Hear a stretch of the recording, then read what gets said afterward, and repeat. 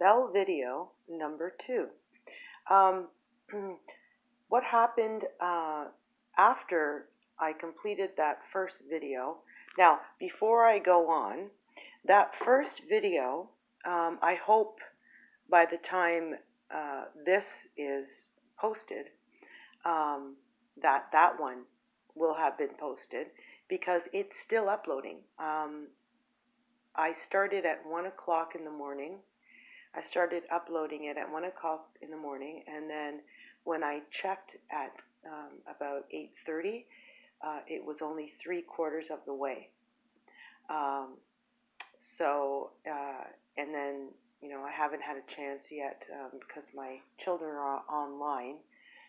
They're on doing their online schooling, and so apparently this Bell system that we're using, it only allows if there's too many people online, even though we're paying exorbitant prices, if there's too many people online, it really slows down whatever they're doing. So I can't upload while they're doing, the two of them are doing online schooling.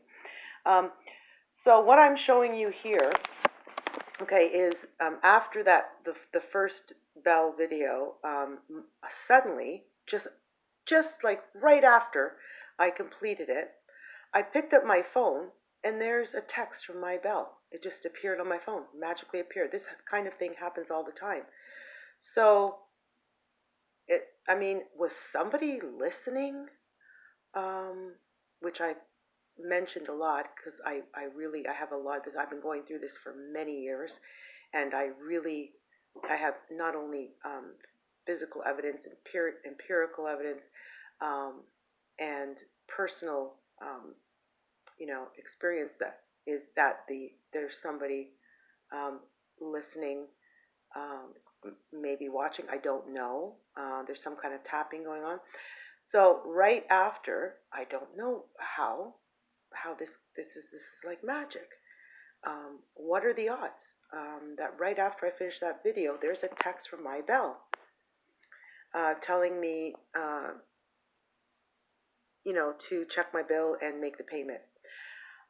So wow, what a coincidence. Another really bizarre coincidence. A lot of people say coincidences, there's no such thing as a coincidence. Something happens, it happens because it's orchestrated, or because it's supposed to happen, or whatever.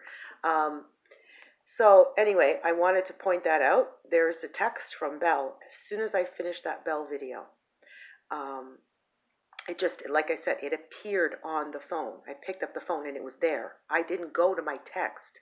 I just picked up my phone and it was there. And this happens to me a lot. I get all kinds of strange signs like that. So another thing, one more thing, the fact that I was able to even do that video is amazing, because ever since the Bell experience, this negative experience with the Bell chat, everything, all of my technology stopped working, stopped functioning properly. And this happened like last time when the police were here. Right after that, everything started acting really funny. My phone camera, I couldn't get onto my laptop, even my tape recorder, and I wasn't able to, it's very difficult for me to document and to take videos. I have to wait quite a while for all of this to settle down, and then the problem just goes away. It just goes away. So I'm not able to use anything, and then all of a sudden, after a few weeks, it's back and everything's working again. Or I have to get a new SD card, which I did recently, and that's what I'm going to talk about. So since that Bell experience, my phone is not allowing me to save anything onto my SD card. Now my SD card was showing it was showing about 65, 66%, around that area.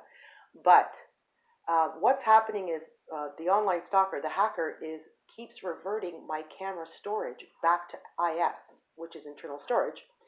And internal storage is too high to be saving things.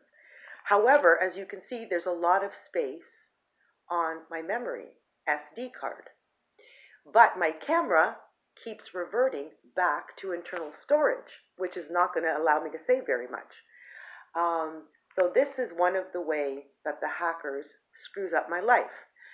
Just one way. This is major persecution. Okay, so, and again, like, these things happen to me, I have to deal with them. I have to struggle.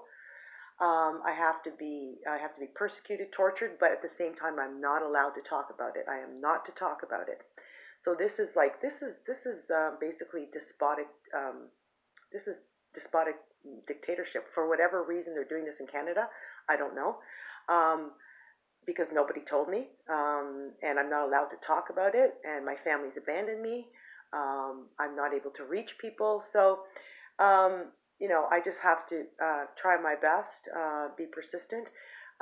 What I did was I ended up going to buy, because I keep changing the storage to SD card, but the cell phone will not accept it.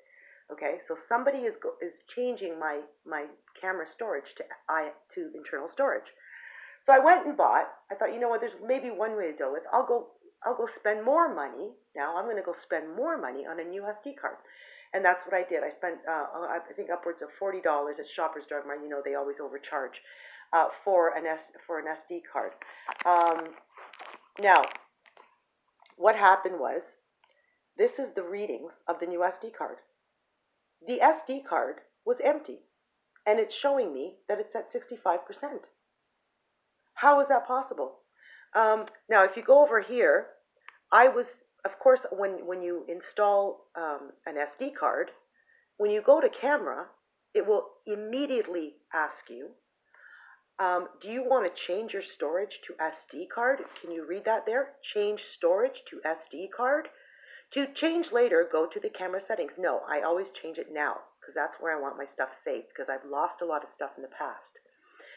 Stuff has disappeared, so I always want it on an SD card.